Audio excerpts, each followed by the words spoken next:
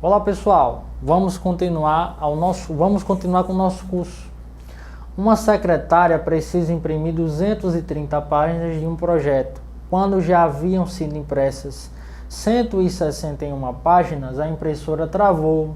Qual é a porcentagem de páginas que faltam ser impressas? Temos de novo uma questão problema de porcentagem, certo?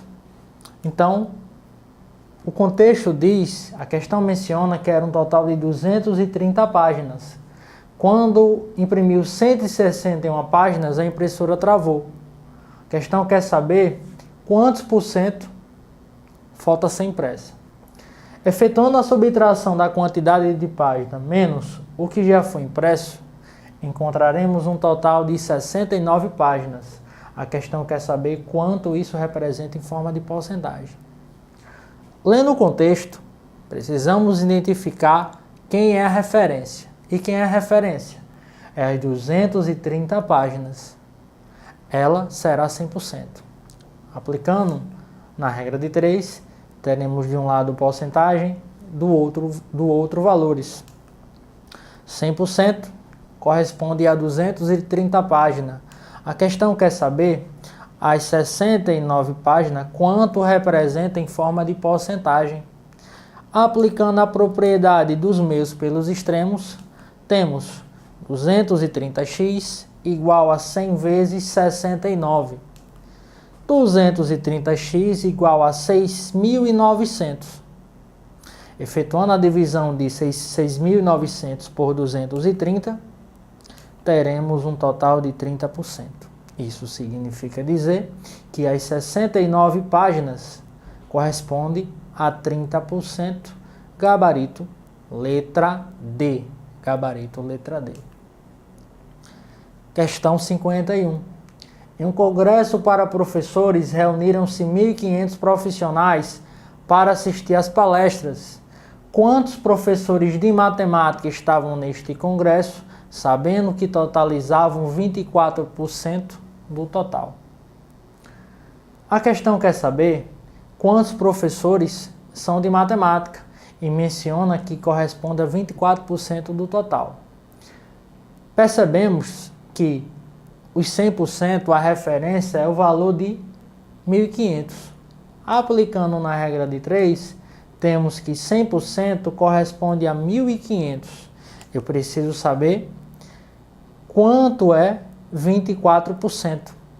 Aplicando meios pelos extremos, temos um total de 100 vezes x, 100x, 24 vezes 1.500 dá 24, dá 36.000. Efetuando a divisão de 36.000 por 100, temos um total de 360. Isso significa dizer que 24% de 1.500 corresponde ao total de 360. Gabarito, letra C. 52. João gastou 30% do seu salário com alimentação e os 735 restantes foram usados para outras despesas. Seu salário originalmente era. Perceba que nessa questão, 735 não será a referência. A referência é o valor que a gente precisa encontrar, porque a questão quer o salário original. A questão menciona que João gastou 30%. O salário é 100%. Se ele gastou 30%, significa que sobrou 70%. E a questão menciona que em forma de dinheiro sobrou R$ 735, que foram usados para outras despesas. Então, os 70% em forma de porcentagem, eu posso dizer que corresponde aos R$ 735. Aplicando na regra de 3, 70% corresponde aos R$ 735. A questão está querendo saber 100%, o valor do salário que ele recebeu. Quanto será? Aplicando os meios pelos extremos, temos 70x é igual a 100 vezes 735. 70x será igual a 73.500. Dividindo 73.500 por 70, teremos um total de 1.050. Ou seja, 100% é 1.050. O salário originalmente de João era um valor de 1.050. Temos como gabarito a letra E. Questão 53. Uma pesquisa de opinião foi feita com um certo grupo de pessoas. 30% dos entrevistados responderam sim à pesquisa e 140 pessoas responderam não. O número de pessoas pesquisadas é... O que é que acontece, pessoal? Aqui também é semelhante ao exercício anterior. A referência é aquilo que precisamos encontrar. Ele quer saber quem é 100% das pessoas. A questão menciona que 30% dos entrevistados responderam sim. Como todo é 100%, significa dizer que 70% disseram não. Em forma de número, a questão falou que quem disse não foi 140 pessoas. Logo, associando com a regra de 3, podemos dizer que essas 140 pessoas correspondem a 70%. Mas a questão quer saber a quantidade de pessoas total pesquisadas. Será no valor de quanto? Aplicando a propriedade dos meios pelos extremos, encontramos 70x igual a 140 vezes 100. 70x é igual a 14.000. Efetuando a divisão de 14.000 por 70, encontraremos um total de 200 pessoas. Ou seja, 200 pessoas foi o total de pesquisados. Temos como gabarito a letra E. Gabarito letra E. Em uma pesquisa, 65% dos 1.600 entrevistados se diziam compulsivos por compras pela internet. Dentre esses 65%, 3/8 são mulheres. Assim, o número de mulheres que responderam à pesquisa e que se disseram compulsivas por compras pela internet é... Temos novamente uma questão de porcentagem, um pouquinho mais trabalhada. Vamos entender alguns tópicos essenciais para a resolução desse tipo de questão. Pessoal, ao ler as expressões nas questões problemas que envolvem frações ou porcentagens, as expressões de, do, da, desse, dessa significam sempre uma multiplicação. Por exemplo, 3/4 de 2/5. Isso significa dizer que 3/4 deve ser multiplicado por 2/5. E como efetuamos uma multiplicação de fração? O numerador eu multiplico com o numerador, o denominador multiplico com o denominador. 3 vezes 2, 6. 4 vezes 5, 20. Então, esse é o resultado da expressão 3/4 de 2/5. 1/3 de 5/7 seria 1/3 multiplicado por 5/7. Multiplica numerador com numerador, denominador com denominador. Aqui temos 1 vezes 5, 5. 3 vezes 7, 21. Tranquilo? Esse é o resultado da expressão 1/3 de 5/7. 1/3 de 5/7. Vamos continuar com as expressões de Dudá. 2/3 de 30. Pessoal, aqui temos uma multiplicação de uma fração por um número inteiro. Da mesma forma, você procede. Quando temos um número inteiro, por convenção, existe um aqui embaixo. Vou até destacar ele de vermelho, que é para mostrar que esse 1 apareceu, certo? Mas que a princípio não tinha. Então fica um aqui embaixo. E agora você pode executar a multiplicação normalmente. Numerador com numerador, denominador com denominador. Multiplicando, temos 2 vezes 30, 60. 60 dividido por 3, que dá um total de 20. Tranquilo? Opa, aqui seria o exemplo 4, tá? 30% de 40. As porcentagens não são frações cujo denominador é 100?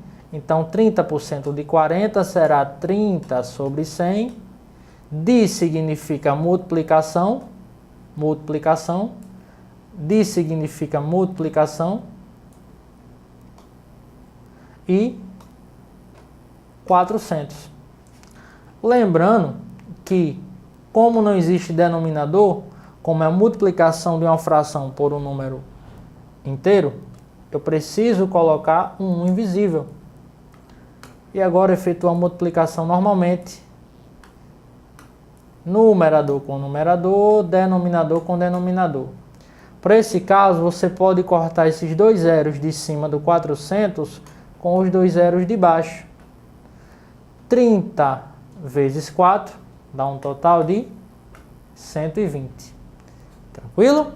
Dá um total de 120. Beleza? Agora vamos para o nosso enunciado. Em uma pesquisa, 65% dos entrevistados, essa é a quantidade de entrevistados. 1.600. 65% dos 1.600 entrevistados se diziam compulsivos por compras pela internet. Dentre esses 65%, 3/8 são mulheres. Assim, o número de mulheres, a questão que é o número de mulheres que responderam à pesquisa e que se disseram compulsivas por compras pela internet. Certo? Esse é o total de entrevistados, 1.600. A questão fala que 65% desses entrevistados são compulsivos por compras pela internet. 65% dos entrevistados, não é isso? Dos significa o que, pessoal? Significa multiplicação. Então, você vai multiplicar 65 sobre 100 vezes a quantidade dos entrevistados. Lembrando, colocam aqui embaixo, multiplica pelo de cima, divide pelo de baixo. Após efetuar a operação, teremos um total de 1.040 pessoas que são o quê? Compulsivas. Ou seja, esses 65% dos entrevistados correspondem a um total de 1.040. Só que desses 1.040, a questão menciona que 3/8 são mulheres. 3/8 são mulheres, ou seja, 3/8 dos 1.040 são mulheres. 3/8 dos 1.040. E o que significa dos? Dos significa multiplicação. Logo, você vai pegar os 3/8 e multiplicar por 1.040. Fazendo o mesmo processo do exemplo anterior, teremos um total de 390. Ou seja, existe um total de 390 mulheres que são compulsivas por compras pela internet. Gabarito do exercício letra A. Letra A. Questão 55. Quanto é 20% de 25% de 500?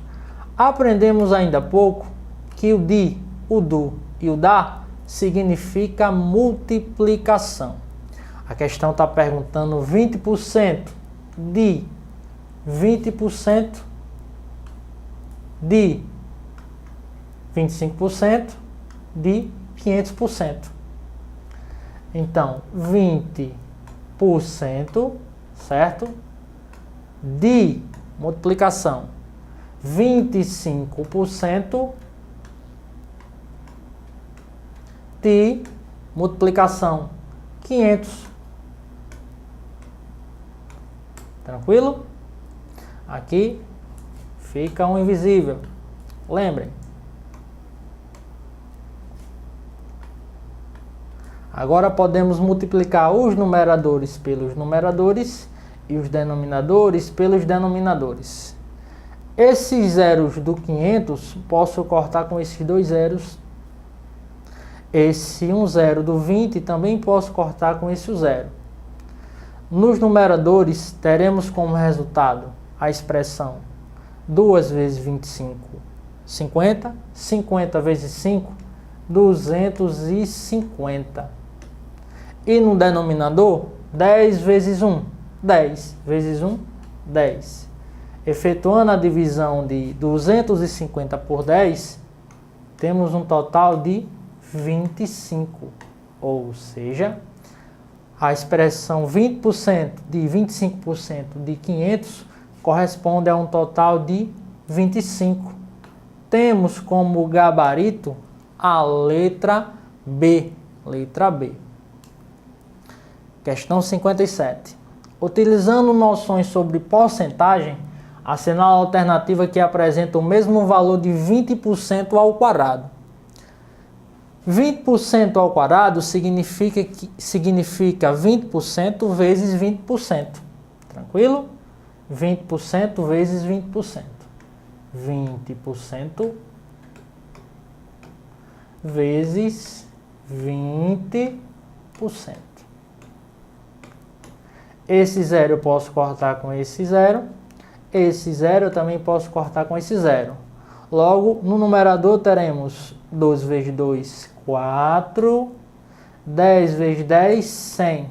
Ou seja, 4 sobre 100, que corresponde a 4%. Temos como gabarito a letra C. Letra C. 20% ao quadrado corresponde a 4%. Sejam as seguintes proposições. P. Raciocínio lógico é importante. Q. Rafael é fazendeiro. A sentença raciocínio lógico é importante ou Rafael não é fazendeiro é falsa quando? Essa questão é uma questão de regra dos conectivos. Veja que temos duas proposições ligadas pelo conectivo da disjunção inclusiva. A questão é bem clara ao mencionar que a expressão raciocínio lógico é importante ou Rafael não é fazendeiro tem valor lógico de falso. Só que diz, é falso essa afirmação. Isso acontece quando P tem qual valoração e Q tem qual valoração. A questão não mencionou valorações lógicas para P ou para Q. A questão só mencionou a valoração lógica da proposição composta. Raciocínio lógico é importante, o Rafael não é fazendeiro. E disse que toda essa estrutura é o quê? Falsa. Ou seja, a primeira proposição ligada pelo conectivo da disjunção inclusiva com a segunda proposição tem valor lógico de falso. Qual a regra do conectivo disjunção inclusiva ou? Sabemos que a regra do conectivo da disjunção inclusiva ou é falso se FF. Falso se os dois valores lógicos forem falsos. Certo? Falso se os dois valores lógicos forem falsos. Ou seja, para esse resultado ser falso, isso significa dizer que tanto essa primeira proposição é falsa, como essa segunda proposição é falsa. Tranquilo? Essas proposições será a base de análise para podermos valorar P e Q. Raciocínio lógico é importante. É a mesma proposição P. Então, como essa estrutura é a base para analisar as proposições P e Q, temos que essa informação é a mesma dessa informação. Logo, se raciocínio lógico é importante é falso, aqui também será falso. A segunda proposição é Rafael não é fazendeiro, mas que Rafael é fazendeiro. O que diferencia essa segunda proposição da que Rafael é fazendeiro? Apenas o conectivo da negação não. Logo, se Rafael não é fazendeiro é falso, significa dizer que ele ser fazendeiro é verdadeiro. Toda proposição raciocinológica é importante, ou Rafael não é fazendeiro, será falsa se acontecer de P ser falso e Q ser verdadeiro. Foram essas as conclusões que chegamos. P falso, Q verdadeiro. Ok? P falso, Q verdadeiro. Temos como gabarito a letra C. Gabarito, letra C. José, João e Marcelo estão em especialidades diferentes. Um é pediatra, outro é neurologista e o outro cardiologista. Sabendo que ou João é pediatra ou Marcelo é pediatra, ou José é neurologista ou Marcelo é cardiologista, ou Marcelo é cardiologista ou João é cardiologista. Podemos afirmar que José, João e Marcelo são respectivamente? Temos aqui uma questão de argumento com conectivos, especificamente argumento com conectivos ligado pela disjunção exclusiva. A disjunção exclusiva é esse conectivo aqui, ó, ou. Tranquilo? Como devemos proceder à resolução desse tipo de questão? Antes de irmos para a resolução em si, precisamos entender a regra do conectivo da disjunção exclusiva. Você já sabe a regra da disjunção inclusiva, que é falso se FF, certo? Ou seja, falso quando os dois valores lógicos são falsos. Aqui temos a disjunção exclusiva. A diferença da inclusiva para a exclusiva é apenas o sublinhado, certo? E a disjunção inclusiva, ela representa o ou, tranquilo? E não o ou, certo? Representa o ou. A regra da disjunção inclusiva significa falso se os dois valores lógicos forem iguais, ou seja, dos valores verdadeiros ou dos valores falsos, sendo ligados pelo conectivo da disjunção exclusiva, teremos um valor lógico final falso. Por exemplo, considere as proposições PQ ligadas pelo conectivo da disjunção exclusiva, ou P ou Q. Existem 4 possibilidades de cruzamento entre P e Q. A primeira possibilidade é VV, a segunda é VF, a terceira FV, a quarta FF. A regra da disjunção exclusiva diz que quando os dois valores forem iguais, sendo cruzados pela disjunção exclusiva, o resultado será falso. Logo, a primeira linha será falsa, a segunda linha será verdade, porque temos valores diferentes. A terceira também será verdade, porque temos valores diferentes. Mas a quarta será falso, porque esses dois valores lógicos são iguais. Para esse tipo de questão de argumento, está caindo muito na banca OCP. Você vai levar em consideração que todas as proposições são verdadeiras, certo? Ou seja, essa primeira vai ter um cruzamento verdadeiro, essa segunda vai ter um cruzamento verdadeiro, essa terceira também terá um cruzamento verdadeiro.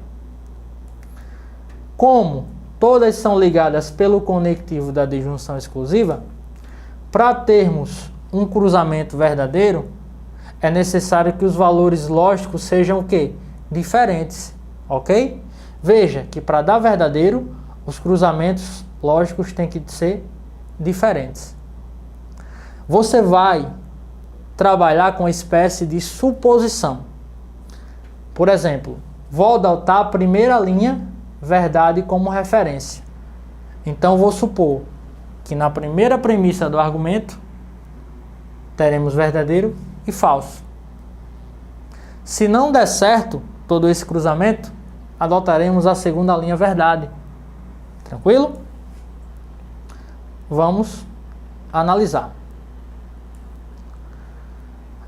Essa primeira premissa será verdadeira e falsa, porque adotamos a primeira linha do conectivo da disjunção exclusiva, ou seja, a primeira linha verdade. Então vamos analisar. João é pediatra, verdade. Marcelo é pediatra, falso. Devemos observar sempre a verdade para fazer as comparações com as próximas premissas. João é pediatra, verdade. Aqui está mencionando que João é cardiologista. Se pediatra é verdade, ser cardiologista é falso. Lembre que o cruzamento tem que dar verdadeiro. Com base nisso, para continuar sendo verdadeiro, o valor que eu tenho que colocar de Marcelo é cardiologista é verdadeiro. Certo? Porque se eu colocasse, por exemplo, um falso, daria falso, falso. E mudaria a valoração lógica. Tranquilo? Marcelo é cardiologista, verdade. Procuramos a informação, Marcelo é cardiologista. Temos aqui, ó, Marcelo é cardiologista. O cruzamento precisa dar verdadeiro. E para esse cruzamento dar verdadeiro, é necessário que José, ser neurologista, seja falso. Então o que percebemos? Percebemos que João é pediatra, Marcelo é cardiologista, só que não sobrou profissão alguma para José. Com base nisso, essa primeira linha que eu usei como análise não me deu uma conclusão para o argumento. Vou usar a segunda linha como análise, ok? Ou seja, em vez de considerar VF dando verdade, vou considerar FV dando verdade. Então, vamos apagar as valorações iniciais e todas as outras valorações. Lembrando que todas as premissas precisam ser verdadeiras. E agora vamos adotar a segunda linha verdade da disjunção exclusiva, onde teremos na primeira proposição falso e na segunda proposição verdadeiro. Lembre de orientar-se pela verdade. Então, Marcelo é pediatra, verdade. Olhando para a segunda premissa, temos Marcelo é cardiologista. Sei que Marcelo ser pediatra é verdade. Ser cardiologista significa que é falso. O cruzamento precisa ser verdadeiro. E para ser verdadeiro, os dois valores lógicos precisam ser diferentes. Logo, José neurologista chamarei de verdadeiro. Tranquilo? Marcelo é pediatra. Aqui tem o Marcelo é cardiologista. Será falso. O cruzamento precisa manter-se verdade. E para ser verdade, os dois valores têm que ser diferentes. Logo, João é cardiologista, será verdadeiro. Concluímos que José é neurologista, João é cardiologista, Marcelo é pediatra. Perceba que cada um se encaixou em uma profissão. Ou seja, José é neurologista, João cardiologista, Marcelo pediatra. Temos como gabarito a letra B. Letra B. No próximo bloco, utilizarei mais duas questões que têm a mesma abordagem para que você não vacile na sua prova do concurso Hospital Universitário Campina Grande. Até breve.